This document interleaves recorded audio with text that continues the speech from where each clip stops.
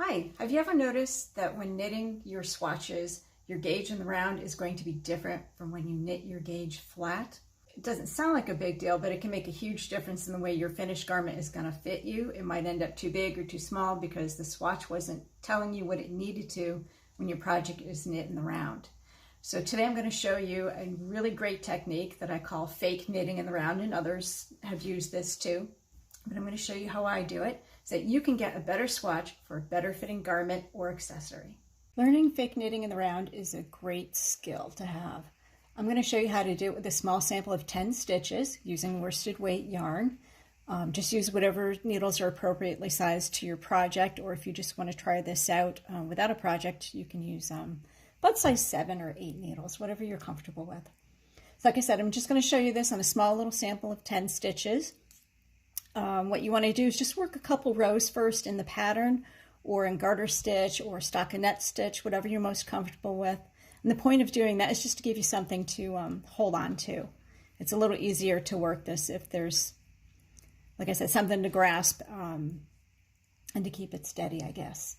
All right, so there's no limit on the number of stitches or the weight of yarn you can do this with. You can do this for fingering weight yarn all the way up to bulky yarn if you want to.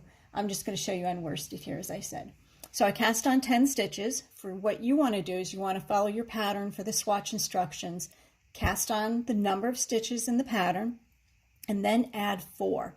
And there will be 2 extra at the beginning and 2 extra at the end. And that's really important. So work a few rows, turn to the right side of your work, and then we're going to start fake knitting in the round. So what you want to do is knit through the back loop. So this is the front loop of your work. Just as a quick review, the back loop is the one that's behind the needle back here. So you want to knit through the back loop 2 times. So it's 2 stitches through the back loop, 2. Then you're going to work to the end of your row, and this will be whatever your pattern tells you to work for your first row for your swatch. So I'm just going to work to the end here. And then the last 2 stitches, you're also going to work through the back loop. So again, that's the front stitch, there's the back.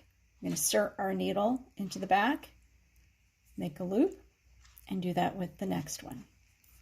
So this is the fun part, and it also can take a little getting used to. What we're going to do now is slide our work all the way to the other end of your needle. By the way, if you want to try this on, short DPNs or a little bit longer DPNs, you can certainly do that. So our working yarn is now on this end instead of at the tip, and that's good. That's where you want to be. And at the end of the first right side row, well, we're going to call it a round now because we're fake knitting in the round. You're going to leave a bit of yarn hanging in the back, okay? And then we're going to start knitting with the tail end. So I just bring it around and I hold it with my forefinger and my thumb against the needle. And then I'm going to go in here and knit through the back loop, those first 2 stitches. After you get the first one, make sure you're knitting from the end that's attached to your yarn ball and not what's behind here. You certainly can do that, but that's a little bit trickier.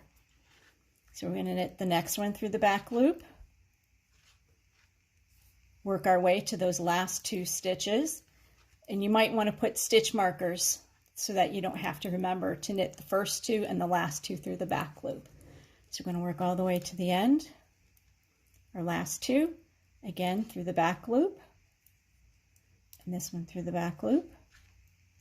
So what you're going to notice is that these stitches on the end seem to look goofy big, and that's normal. What we're going to do is here's the yarn attached to the ball. Here's the end that's attached in the back, making that loop. You want to take that yarn attached in the back as a loop and just pull on it a little bit. And see how this stitch right here is tightening up? And that's how you tighten it so that as you keep working, those edge stitches aren't so loose. So the next thing is to slide it all the way back to the end. So it's a lot like I-cord knitting, where you're constantly sliding the work to the back, sliding your work back to the tip and working the yarn when it's attached to the left side of your work, okay? So we're going to bring it around to the front again, make a loop, what you can do is use the loop in the back to get the same size, or if you don't care, you don't have to worry about that. At the very least, you want a loop that's going to allow this work to stretch out when you're done, especially if you're doing something like lace, so that this loop doesn't interfere with this stretching out. If it's too short, you're going to have to cut your loops in the back, which is fine if you intended to do that. But if you don't want to get involved in cutting it, make sure you got a good loop size that's at least double the width here. And then I can just measure the next one to make sure it's about the same size. And that's just for consistency. You know, once you get the hang of this, you can do it any way you like. I don't measure each one. So again, the first two are knit through the back loop. So knit the first one.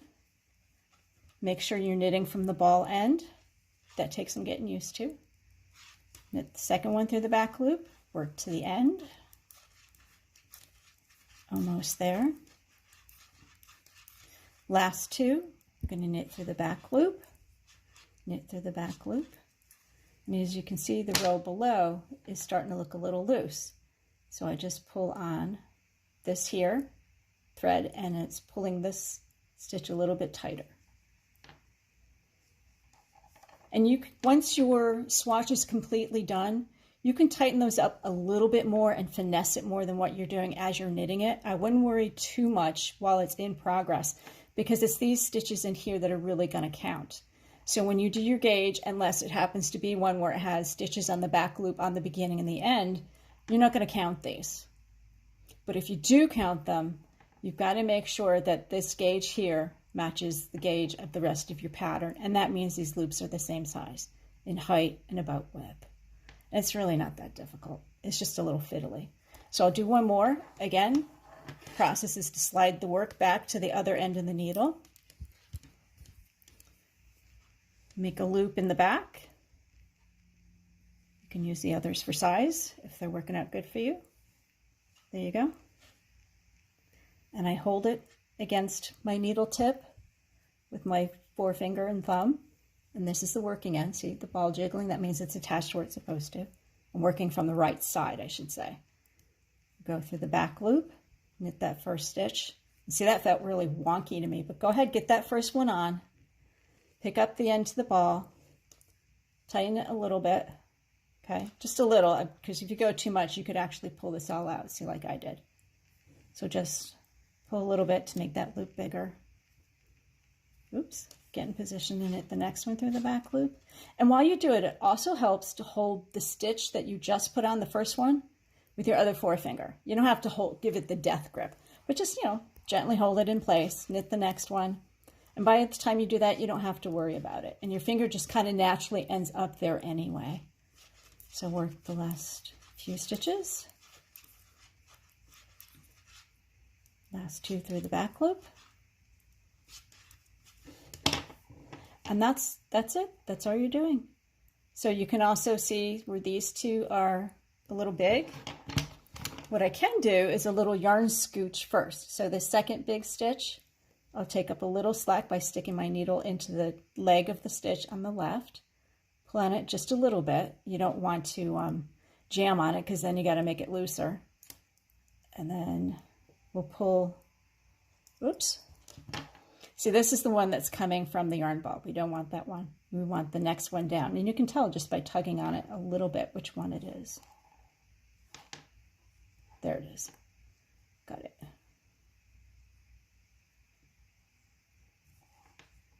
And see how that's a little bit better. So I would save the yarn scooching to the end so that's a little bit more uniform. But you can see my center stitches are doing pretty well. You know, maybe these are a little bit impacted, so I would work on that just a little bit more. But if you're doing more stitches in your swatch, that's going to be okay. That'll average out. But something tiny like this, you do want to be a little more mindful of it. So that's it. Give it a try. Cast on 10 stitches. The first two are knit through the back loop. Knit the center stitches any way you like. The last two are also knit through the back loop. Slide to the end of your cable needle. Bring the yarn from behind so it's coming. It's attached from the left. It's coming around to the front. And then work your way down the row again. That's it. Let me know how you like this, or if you used it in one of your projects below. I would love to hear how it went for you. If you have any questions, you know, again, contact me, use the links below or my website. I'm more than happy to help you out. And if there's a technique you'd like to learn that I haven't covered, let me know. All right, good luck and happy knitting.